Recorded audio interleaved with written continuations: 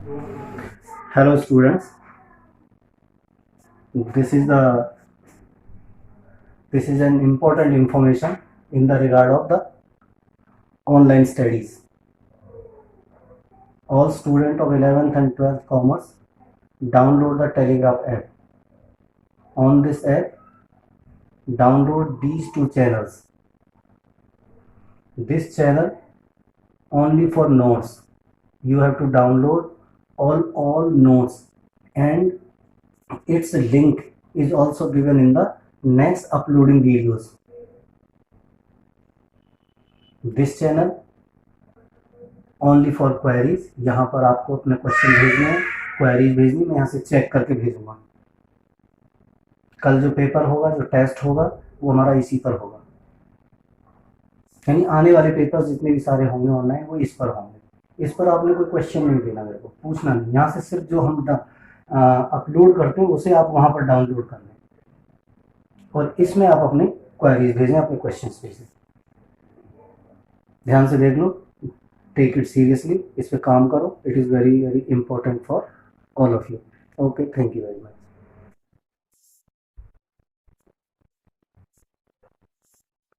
Good evening students, class 11th, chapter 2, basic accounting terms. Today's terms names is asset। आज हम asset नाम के एक टर्म को डिस्कस करेंगे। तो come to the topic.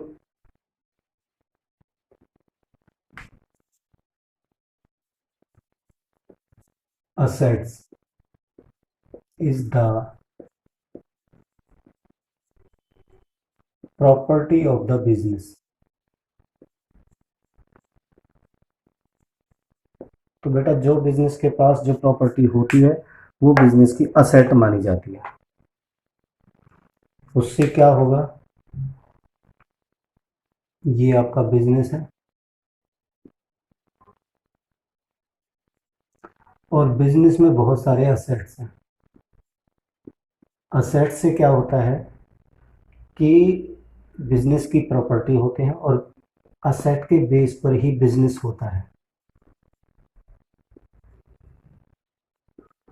These are not for sale। ये सेल के लिए नहीं होती, नॉट फॉर सेल। ये बिजनेस में यूज के लिए होती हैं, जिससे बिजनेस चलता है। हमने इनको कई कैटेगरी में बांटना है। नंबर 1, पहले जो नोट्स मैंने भेजा है पहले उसको रीड करते हैं हम। Resources must B valuable. Business के जितने भी रिसोर्स होते हैं वो वैल्यूएबल होते हैं। Resources must be owned by the business, यानी ये बिजनेस की प्रॉपर्टी होते हैं। और resources must be acquired to measure the money cost, और ये सब मनी में कॉस्ट होनी चाहिए।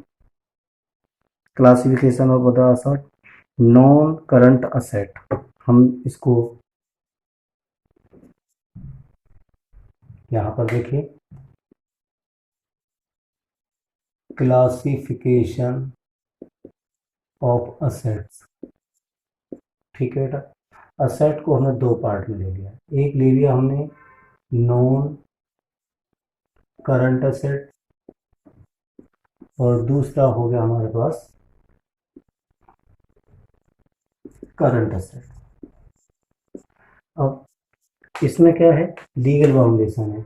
इसमें क्या होता है, मोर देन 1 ईयर, और इसमें होता है 1 ईयर का कॉन्सेप्ट।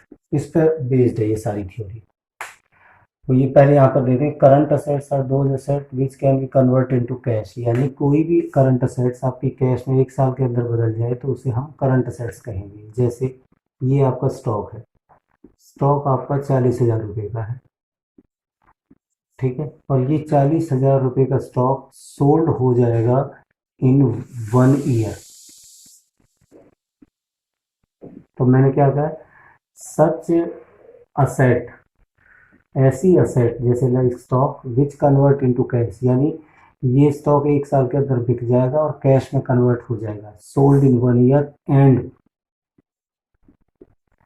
कन्वर्ट इन कैश, और ये कैश में कन्वर्ट हो जाएगा, तो ऐसी असेट को हम क्या कहेंगे, करंट असेट्स। दूसरी तरफ देखो, ऐसी असेट जो एक साल में कैश में कन्वर्ट नहीं होगी, जो कई साल लगेंगे कैश में कन्वर्ट होने में, तो उनको हम क्या कहेंगे, नॉन करंट।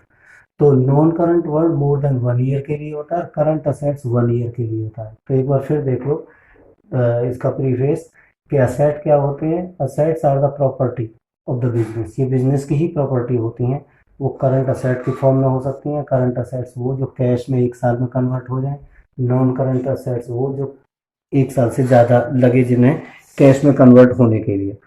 उसके बाद आपकी असाइनमेंट क्या कह रही है कि these are further divided,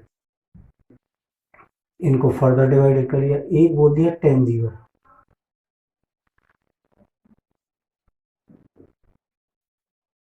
tangible और इंटेंजिबल,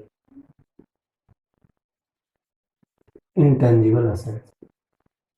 टेंजिबल असेट्स में आपको पहले भी पता है, which can be touch, which can be seen, store, move, just like a furniture, जैसे बिल्डिंग, जैसे machine. All these are the tangible asset, ये बिजनेस की प्रॉपर्टी है, बिजनेस की असेट है, इनके हेल्प से बिजनेस किया जाता है। जो भी बिजनेस है, ट्रेडिंग का है, मैन्युफैक्चरिंग का है, इनकी हेल्प से किया जाता है, और इनको देखा जा सकता है, छुआ जा सकता है, महसूस किया जा सकता है। तो ये टेंजिबल असेट होगी बिजनेस की, और इसके हिसाब से इनको कैश में कन्वर्ट होने में भी कई साल लगते हैं, मोर देन 1 ईयर लगेंगे, तो फिर इनको हम नॉन करंट असेट कैटेगरी में रखते हैं। उसके बाद टेंजिबल असेट्स जैसे पेटेंट्स, जैसे copyright,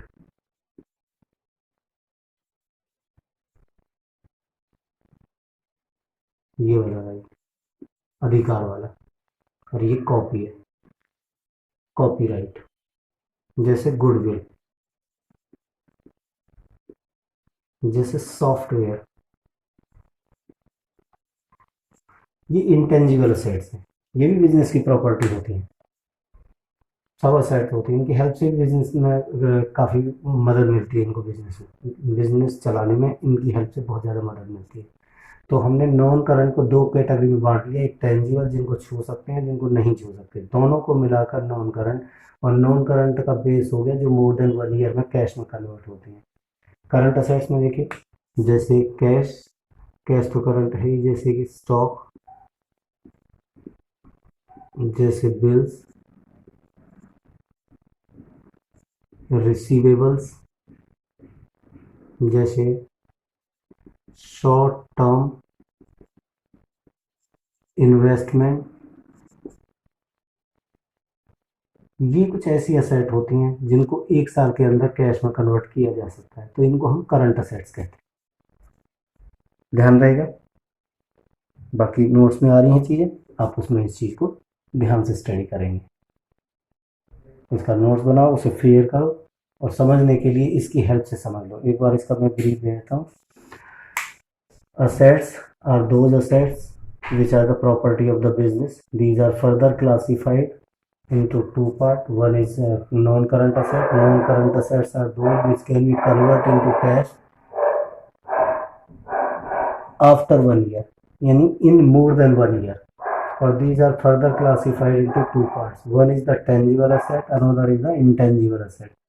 Tangible assets are those which can be touched, moved, stored, जिनको छुआ जा सकता है, और जिनको नहीं छुआ जा सकता, such assets are known as the intangible assets. तो दोनों को मिलाकर नॉन करंट हो गया। अब आ गया current assets. Current assets are those which can be convert into cash within year, एक साल के अंदर कैश में जिनको कन्वर्ट किया जा सकता है, जैसे स्टॉक है, बिल्स रिसीवेबल है, शॉर्ट टर्म इन्वेस्टमेंट है। ये टर्म्स है, आगे भी आएंगे।